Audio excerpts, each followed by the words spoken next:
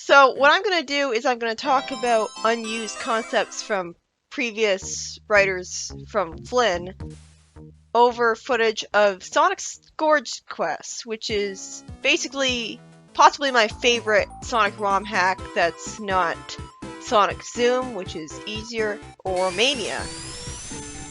The level design is pretty good. I love the remixes that the stages end up having. I hate the fact that they have the Sonic CD spin dash, and there seems to be no option to have the actual good one, because it means you have to stop and wait for longer to charge it up. And of course, the biggest problem with this in any classic Sonic game is that the camera doesn't shift to the right when you move forwards.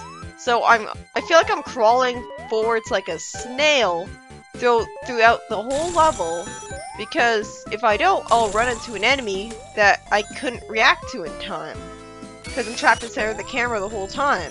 And that's why I prefer 3D Sonic. At least there I can actually see what the fuck I'm doing. But it's a good game. It's just not as good as Mania, because that has level design that's more strictly, here's a speed section where you're actually allowed to go fast, and here's a speed section, and here's a platforming section. So you're allowed to, so you go slow, and you know that this is a place where you go slow, because it's platforming related. You have to go into a checkpoint and jump with 50 rings in order to get to the special stage.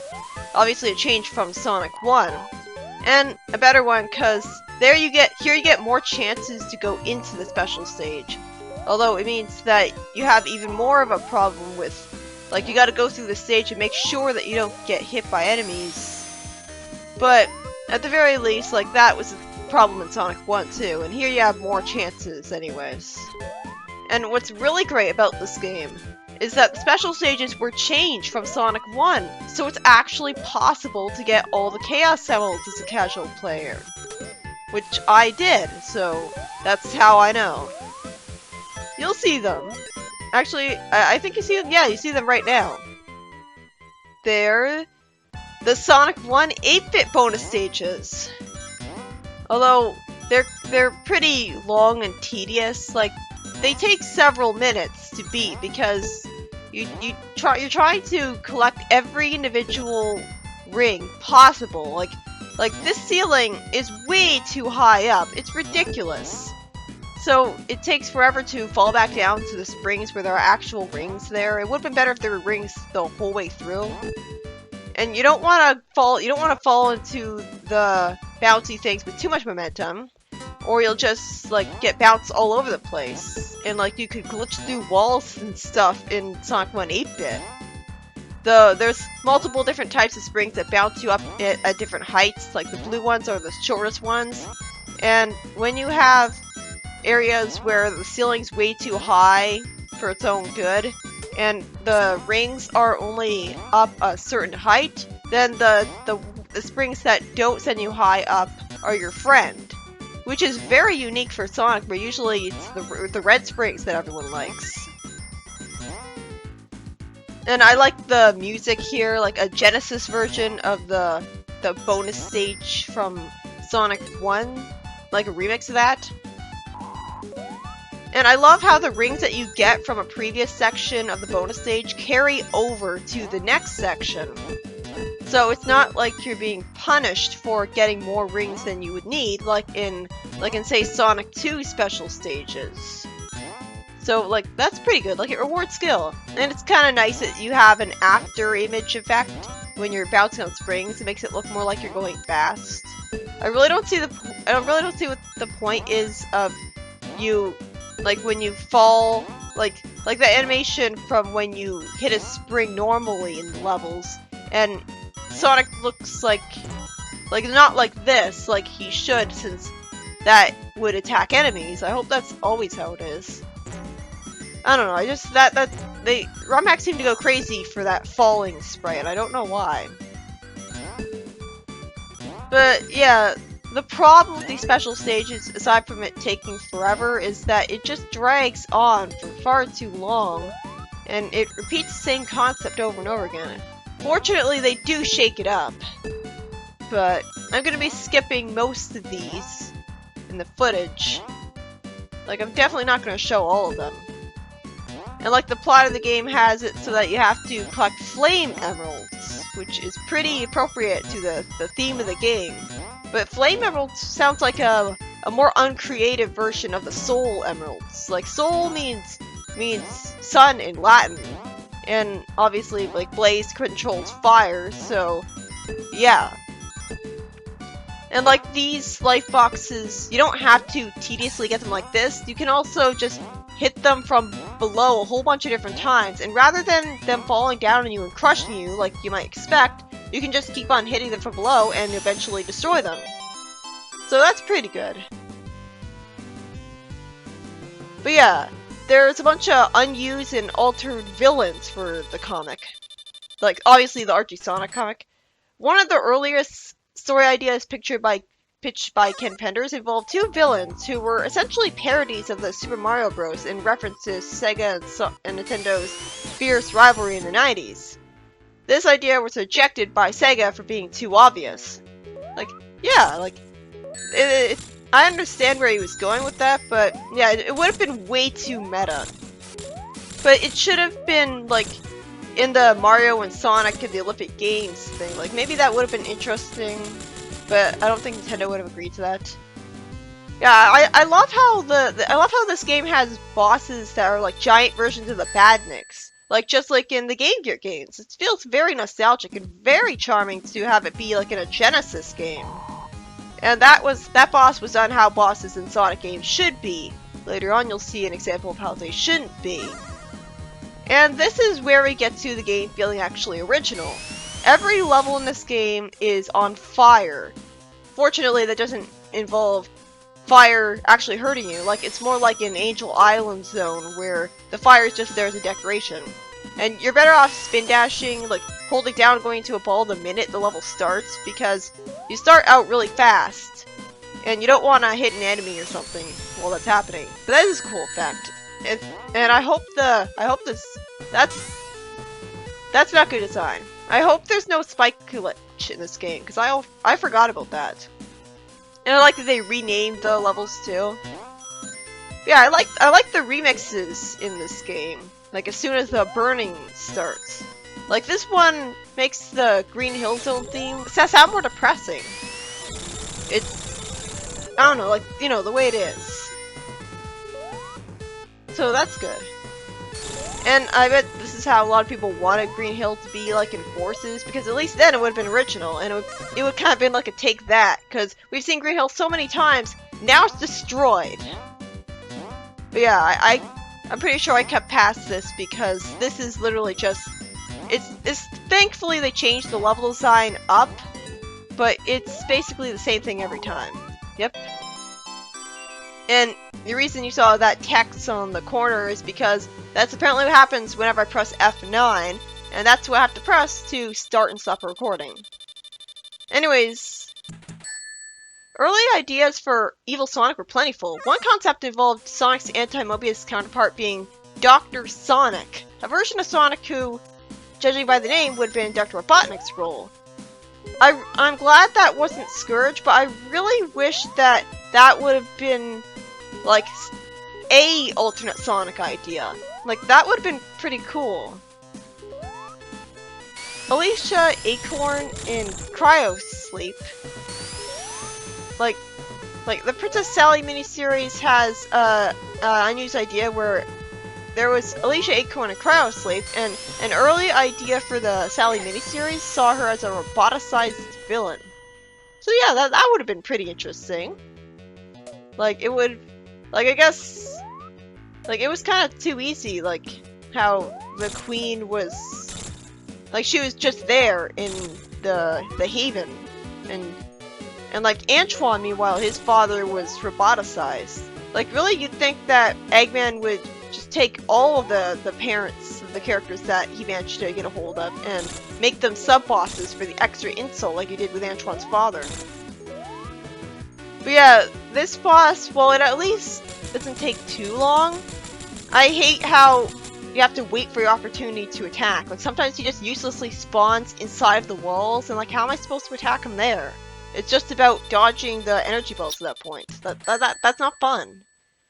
But at least it's not as bad as it could be. And I like that they have a victory pose for Sonic where he wags his finger. Because he didn't do that in the original Sonic 1. He just ran off the screen. Ken Penders and Michael Gallagher had originally pitched 2 alternate storylines for the comic's first 3-issue miniseries starring Princess Sally. The first pitch revolved around an alternate origin for Alicia Acorn. Sally would discover that her mother was roboticized, as I mentioned before, and was currently leading an underground civilization. You mean like the NERDs? Had the plot come to fruition, the Robian Alicia would have gone on to become a recurring threat to both the Not-Home Freedom Fighters and Dr. Robotnik. Wow, that actually sounded... That sounds really cool. I kind of wish they went with that now. Or at least we got to see an alternate universe where that happened. Like, they really didn't do as much with the alternate universes concept as they could have. The second pitch, yeah, like, these spikes made me really nervous here. And that thing, because I really didn't want to lose all my rings. And in a special stage system where you want to keep your rings, they should really put more shields in various places, but I barely got that one without losing my rings. Also, like, the original, like, the earlier versions of this ROM hack had a slowdown to it, because, like, obviously, there's so many fire effects. There's the flashing red sky, like, that's gonna be kind of hard on the hardware. And I really remember fondly the Sonic hacking contests, like Johnny Showcase, where Some Call Me Johnny would attack a caterpillar and kill it, and it just made sprites on the screen disappear and he completely freaked out. Like, I loved that. But this is a more improved version of the ROM hack where that doesn't happen. Fortunately. Because it looks funny, but it wouldn't be fun to play through, I guess. The second pitch for the Sally miniseries involved Sally and Bunny Rabot doing a Thelma and Louise and heading off on a road trip to stop a threat that had come about on the other side of Mobius. I wish we got to see that. Like the Sally miniseries wasn't bad the way it was handled, the way I see it, but like it would have been interesting to see that done as well. I thought Thelma and Louise were bad guys, so like villains. So wouldn't them doing a Thelma and Louise be them being criminals? I don't know. Seeing this arena made me wish that we got the Sonic 1 boss fight, but instead we have this. And the reason that this sucks, despite the kind of cool Genesis remix of the Metal Sonic boss theme from Sonic 4, the reason this sucks is because you have to wait for your opportunity to attack, which is extremely boring and makes me very impatient. Because, like, I want to attack as much as possible, but I'm constantly forced to wait. And, like, I was barely trying to dodge the energy balls at some points and got hit. Like, every time I got hit it was because of impatience with how boring it was. One of the most famous instances of story plans being drastically changed was the endgame story arc, from issues 47 to 50. At the time, it was believed that Endgame would be the comic's finale, as I mentioned in the review, with the arc being written to bring an end to the battle against Robotnik. And yet it ended with the king still being crystallized, so that was a pretty weird dangling plot thread to leave behind. Infamously, as I mentioned in the Sally miniseries, Sally Acorn was originally intended to die after her fall in issue 47. Never mind. Ken Penders thought that Sally was a redundant character now that her father is back on the scene. Okay, I can kind of understand, like, it offends me because I love Sally as a character, and, like, she obviously has a radically different personality from her father, so no, she wouldn't be redundant. But I can understand where he was coming from with that, because Sally is the leader, and with the king coming back, he usurped her as the leader. So, yeah, I get where he's coming from, but no. When the series ended up continuing, Ken intended for Sally to be replaced by a robot doppelganger after her death. Sally's death was quickly reversed at Sega's request, as the company apparently had marketing plans for the character. Yeah, go figure. She was pretty popular. Had the plot involving the robot Double gone forward, it would have been the focus of many issues to come. Again, I wish I saw that in an alternate universe, because that concept wasn't doomed from the start, just would have sucked to actually kill off Sally. The cancellation instead brought about the World Tour storyline after Robotnik was killed. By the way, this boss fucking sucks. Because again, you have to wait for your opportunity to attack, which is extremely boring. Like, the reason I kept getting hit here was because I was so bored that I didn't want to try. Which, I guess is a defeatist attitude, but... I mean, I love the fact that there's a health meter, directly showing how long you have until the bosses are finally dead, but one of the biggest problems with this ROM hack is that there's too many boss fights. It was perfectly fine on Sonic 1 having just one boss fight at the end of Act 3, but instead, I was just absolutely flabbergasted that after I beat Act 3, there was an entire boss act dedicated to this. Why did this even need to exist in the first place? Like, it was really, like, I can imagine they thought it was creative with the Wrecking Ball, but no! You shouldn't have to wait for your opportunity to attack in a Sonic game. That just is about speed, isn't it? Although this is a pretty badass theme. Back when Endgame was planned as the final arc of the comic, the 50th and final issue would have been an extended issue featuring more story content. It later had to be reduced to a normal-sized issue, resulting in many scenes being cut that we got to see in Sonic Super Special Issue 6, which I showed off. And now for the Knuckles comic cancellation and Sonic Adventure. Originally, the comic's full-length adaptation of the game Sonic Adventure was slated to run between 4 issues of Archie Sonic and 2 issues of Archie Knuckles, as well as a Sonic Super Special. The Knuckles portion would begin in issue 33 of his series. However, the series was cancelled after issue 32 for some reason. As a result, the adaptation underwent a reformatting. The 2 Knuckles stories were split into 4 backup stories that ran in the back of the main Sonic issues, meaning the main Sonic stories also had to be held, making it so that the adaptation took up 6 issues rather than 4.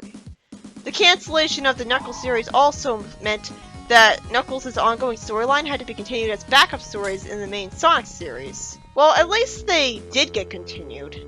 The backups ran semi-regularly from issue 88 to issue 125. This reformatting reportedly caused many minor script changes. And now for Mobius 20 years later. The story was originally planned to be done in a Sonic Super Special issue. According to Ken Penders, the comic would have been kicked off with Julie Sue being informed of being pregnant.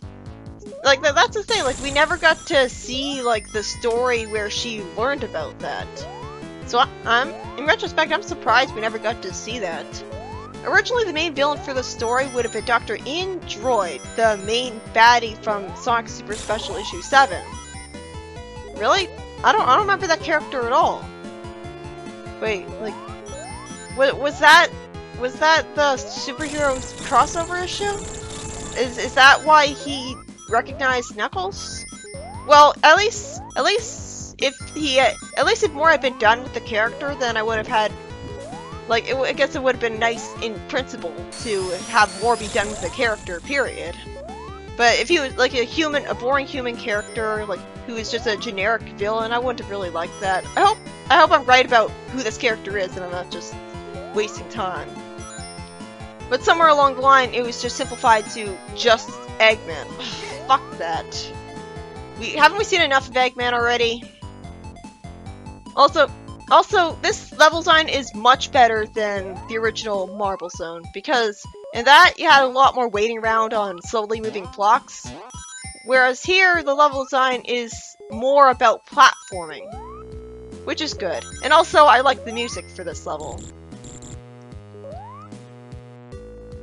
And it's pretty interesting and, like, charming how you see it, like, outside, too. Like, it's more outside than inside, like in Sonic 1. But you do go inside sometimes.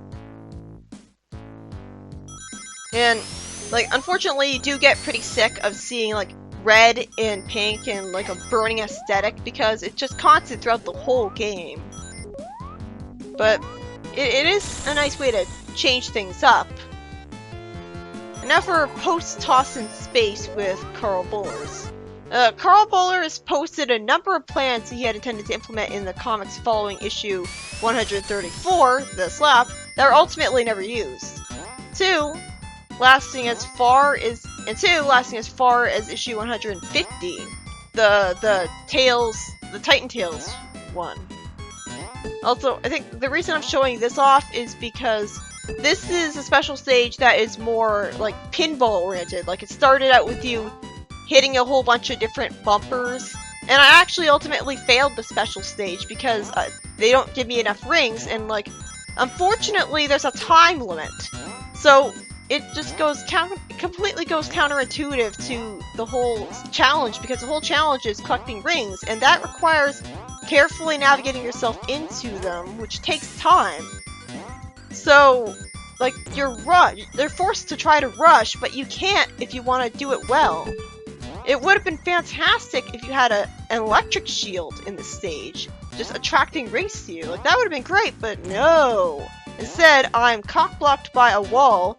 That would have been the way out of here. Also, you're seeing stuff constantly disappear. Like, sometimes you'll see the springs disappear. I think that's sprite overload from having too many sprites in the room at once. But yeah, plans for Carl Bollers after issue 134.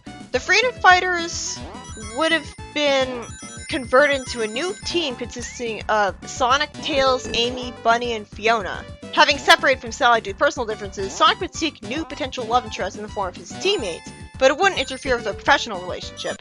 Fiona and Amy would have had a rivalry over Sonic's affections, which would culminate in Amy and Sonic having a secret relationship after being stranded at sea together, during which Amy's origins would have been explored in a full adaptation of Sonic CD. Oh, fuck the executive for turning this down! Oh my god! Oh, why did they do that? Like, maybe it's because I'm a girl, but there wasn't enough romance in this comic. Like, you only had Sonic with Sally, and then briefly with Fiona. It wasn't with enough of the girls. Like, there was so much potential for it, and Sonic, I imagine him, because he's cool, he would be a Casanova and have all sorts of different girlfriends. So, why? Ugh. Anyways. Tails' feelings towards Fiona would also bring him into conflict with Sonic, but would set them aside to focus on refitting the Tornado for space travel so he can reunite with his parents on Argentium. So that's how they would have resolved that. Like, Tails would have literally gone there himself. Well, I don't know if it was himself, but he would have gone there with the Tornado rather than warping. Which sounds less like overly convenient, where a wizard just teleports him to Argentium. Like, it seemed more like taking advantage of the concepts normally used in Sonic. Although I don't know why, like, I guess it was more interesting to have Merlin teleport him there than to have Shadow just chaos control him there. And it wouldn't have made much sense since, well, actually, Merlin was never in Argentium either, so Shadow wasn't there either, so it would have made equally not as good. I don't like how when you go to a spring and you immediately get flung into a fireball that you couldn't have possibly seen. Like, it's bad when it happens twice. Anyways, Rotor was planned to retire from field duty in order to pursue a role like Q of James Bond fame. I've no idea what that is, so I don't know why this page didn't elaborate on that. That wasn't very helpful. In addition, it was planned that Adam and Nicole would form a relationship, culminating in Adam rebelling against Eggman and joining the Kingdom Acorn with Eggman's army of Shadow Pods. Well, that certainly is better than how Ian Flynn did it. I mean, again, like, that was led up to much better, in, like, because my establishing character moment for Adam was him deciding not to kill Tails because he liked the riddles that he was playing with him. That's Adam to me. And yet, Flynn made him decide to go crazy because he wanted Eggman to love him best. and summon all of the Chaos Emeralds against Eggman's will. All so that we could have some stupid excuse to make it so that there's only 7 Chaos Emeralds, which only really led to me being confused as I'm trying to keep track of and failing all of the... Because every emerald has, like, a different color now, and, like, each emerald is in a different place. If anything, that just made it harder for the writer to... Because they had to keep track of that shit. Whereas when there was an infinite amount of Chaos Emeralds all over the place, and there was just one, wasn't it much simpler for the writers? But no, it has to be like the games. Like, it would have made more sense for Adam to become good. Because, like, about the tails going a soft side towards him foreshadowing. I never got the impression that he was eviler than Eggman. And, like, that also makes sense because I read a fan fiction where Adam was mad at how someone deleted Nicole, and he possesses Fang, but he's still a good guy. Like that, I think it was like Metal Sonic fan fiction. But yeah, like that's where I first ever heard of Adam. So like that, it makes sense. Like I guess that's where they got the concept from. And plus, like Adam and like his name is basically an acronym, and so is Nicole's. So it would have also made sense of that since they had something in common. He was like sort of the evil analog to Nicole, but he never really had reason to be evil other than being programmed by Eggman. Ugh. But yeah, he had free will, so he obviously had free will, or he wouldn't have been able to choose not to kill Tails. So yeah, I don't know why they had to do that to Adam with... I guess it's because, like, I heard that Sega forced Flynn to kill off M because it wasn't a game character or something. I don't know what the reasoning behind it was. So maybe he was forced to kill off Adam as well, and so... But he still could have made that concept happen. It just would have had to be, like, he gets killed off then. Like all of these concepts sound like they even the ones that I wouldn't have liked to happen in the Prime universe, they could have happened in an alternate universe. So another unused concept is that Eggman would find himself with multiple rivals beyond Sonic. Oh, I love that. Including Shadow and a mysterious 15-foot tall robot known as Scorched. So was that made by Eggman or by Gun? Eggman would later kidnap Hope under the pretense that he is the only correct choice to be her legal guardian, while genuinely using her as bait to lure Shadow, acting as a mysterious guardian angel for Hope. Scorched is eventually revealed to be Snively in disguise, having formed an alliance with Shadow to try to get revenge on Eggman for leaving him to die during the Zorda invasion. Wait, who did Eggman leave to die? Snively or Shadow? And, like, I guess the robot being 50 feet tall, like, it was not a robot but a mech that Snively was piloting. In addition, Coconuts would find de-roboticized and amnesiac Nate Morgan, having somehow survived the destruction of Robotropolis. Okay, I'm glad that wasn't used because that makes no sense whatsoever. Did someone bring him out of Robotropolis? Like, it would have been nice to see that in an alternate universe where plot events would have conspired to have that make sense. Also, I love this special stage. Even though it is kind of dangerous because, like, well, obviously, like, I never hit a spike ball, but I was constantly worried that getting hit by a spike ball would rob me of all of my rings. And that would have been terrible. Like, this is definitely a much better way to shake things up in the special stage. I love that this was there, but sadly you can't go left and right. Well, maybe you can go right, but you can't go left to get any rings that you could have missed. And it's an auto-scroller, so once you get past rings, you're pretty much screwed. So there's that for tension, but it's pretty easy.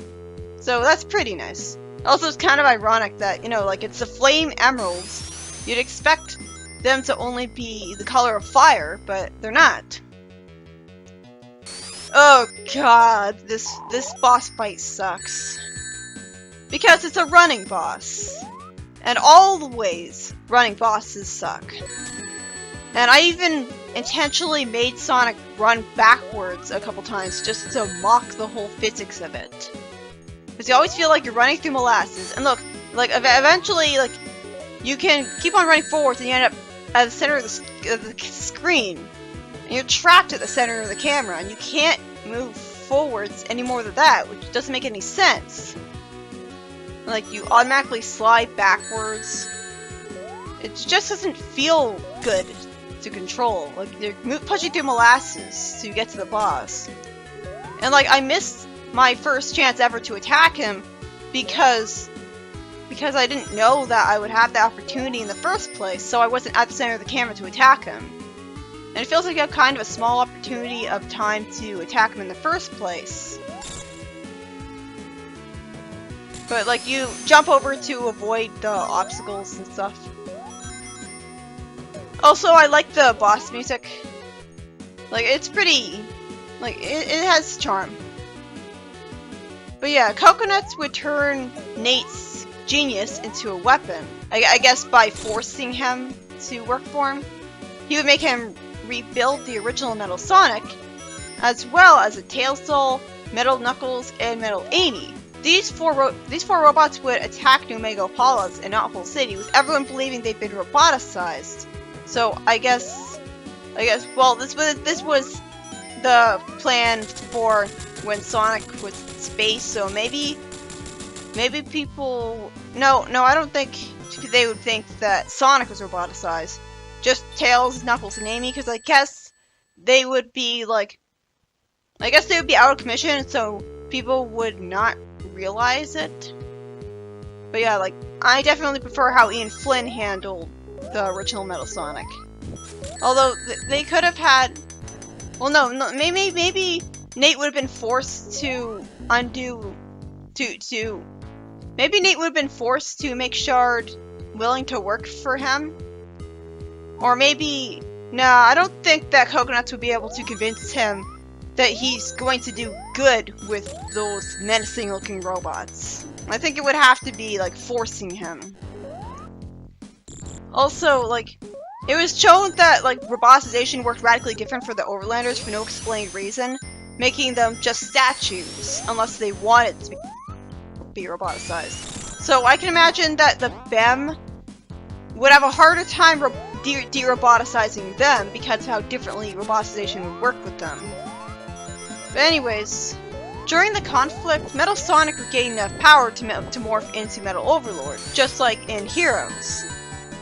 Sally would have been revealed to be a pawn in a villainous plot by the Source of All, having survived the destruction of Robotropolis and somehow reconstituting itself in a remote mountain range set to prevent the future seen in Sonic in Your Face that we never actually get to see, which really sucks. So, like, us never getting to see that feels like it was just a plot that was forever dropped by Flynn insisting on destroying the Source of All. But yeah, like, the Source of All being evil, it would explain why, like, it was, like, the Sword of Acorns was forcing Sally against her will to see the future, like saying, you have no choice. And although I kind of felt sorry for the sword because it was like, please don't leave me, and it protected Sally. So it's not like it was a bad guy, just, like, overly forceful. But, like, why would the plot be villainous? Well, I haven't read all of this yet.